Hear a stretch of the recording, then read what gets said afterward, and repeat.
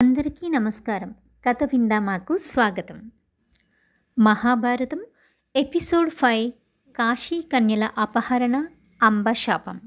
ముందు ఎపిసోడ్లో భీష్ముడు భయంకరమైన ప్రతిజ్ఞ చేయటం, భీష్ముని త్యాగం తెలుసుకున్న తండ్రి భీష్మునికి ఇచ్ఛామరణం అనే వరాన్ని ఇవ్వటం చూశాం కదా. ఇక ఇప్పుడు ఎపిసోడ్ 5 మహాభారత కథను మరింత ముందుకు తీసుకెళ్తూ కురువంశాన్ని ఊహించని మలుపు తిప్పిన కాశీ రాజకుమార్తెల అపహరణ మరియు అంబశాపం గురించి ఈ ఎపిసోడ్లో తెలుసుకుందాం. భీష్ముడి భయంకరమైన ప్రతిజ్ఞ తర్వాత శంతన మహారాజుకు సత్యవతితో వివాహం జరిగింది. వారికి చిత్రాంగదుడు, విచిత్ర వీర్యుడు అనే 2 కొడుకులు పుట్టారు. కొంతకాలానికి శంతన మహారాజు మరణించారు. సత్యవతి ఆజ్ఞ ప్రకారం భీష్ముడు పెద్ద కొడుకైన చిత్రాంగదుని రాజుని చేశాడు. కానీ చిత్రాంగదుడు ఒక గంధర్వుడితో జరిగిన యుద్ధంలో అకాల మరణం చెందాడు. దాంతో చిన్నవాడైన విచిత్రవీర్యుణ్ణి హస్తినాపుర సింహాసనంపై కూర్చోబెట్టాడు భీష్ముడు. విచిత్రవీర్యుడు ఇంకా చిన్నవాడు, బలహీనుడు. అతనికి వివాహం చేసి వంశాన్ని నిలబెట్టాల్సిన బాధ్యత ఇప్పుడు భీష్ముడి భుజాలపై పడింది. సరిగ్గా అదే సమయంలో కాశీరాజు తన 3 కుమార్తెలైన అంబ, అంబిక, అంబాలికలకు స్వయంవరం ప్రకటించాడు. దేశదేశాల నుండి గొప్ప గొప్ప రాజులు, వీరులు ఆ స్వయంవరానికి వచ్చారు.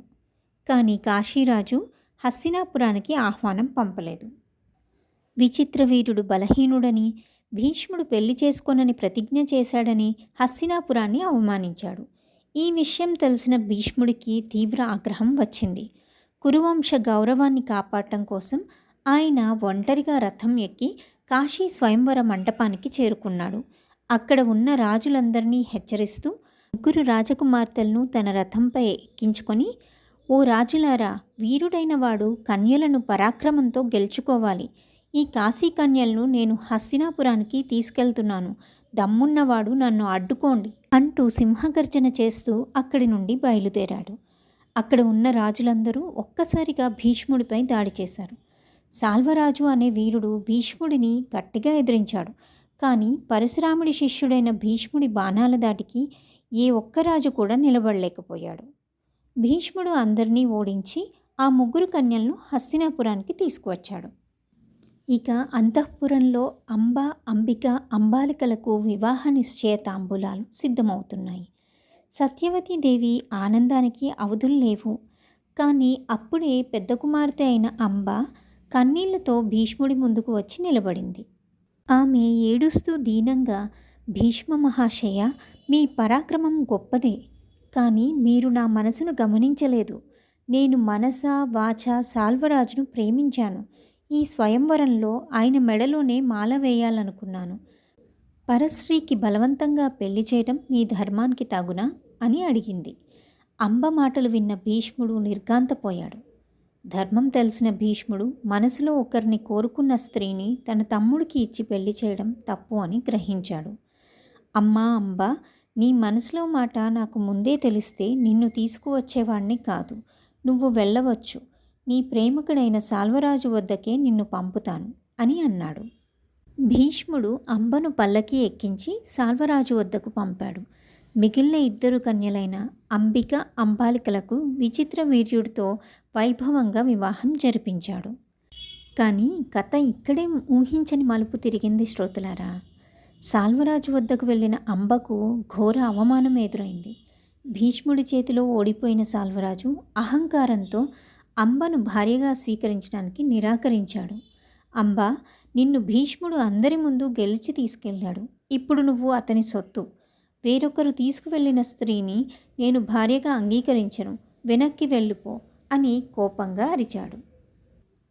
అవమానంతో అంబ మళ్ళీ హస్తినాపురానికి వచ్చి భీష్ముణ్ణి నిలదీసింది. నా జీవితం నాశనం అవ్వడానికి నువ్వే కారణం భీష్మ. నన్ను సాల్వరాజు వదిలేశాడు కాబట్టి నువ్వే నన్ను వివాహం చేసుకో అంది. కానీ భీష్ముడు తన ఆజన్మ బ్రహ్మచర్యం ప్రతిజ్ఞను గుర్తు చేస్తూ నిరాకరించాడు.